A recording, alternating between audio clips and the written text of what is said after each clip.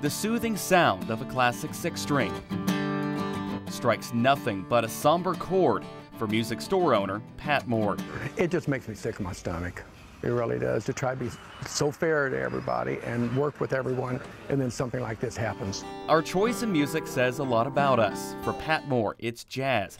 Unpredictable, unconventional, but even he could not expect what would happen next. So my jaw just about dropped down to the floor, and he said that there were several other things that were at the pawn shops. As a small business, locally owned and operated, you hate to see that type of victimization. He said, well, I know who it is.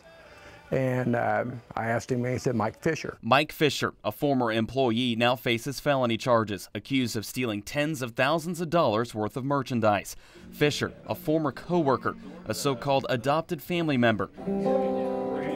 But he's also something more. Hands down, one of the best guitarist musicians in the tri-state area. His co-workers, his friends, say Fisher's love for the six-string, the way he could make it talk, speaks volumes about his alleged fall from grace. It's very tragic, I mean, and that's putting it lightly. Anger didn't even come into the picture. It's just deep hurt because of all the chances that we gave Mike. And then he turns around and does this to us. He was responsible for a lot of good moods. How people go out and unwind at the end of a hard week. You know, he'd be in charge of making that the best night that they possibly could have.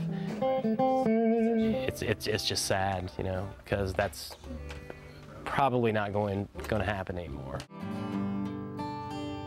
But the beat goes on, even if the riffs of a classic six-string may prove to be a somber swan song. Jordan Vandenberge, Eyewitness News.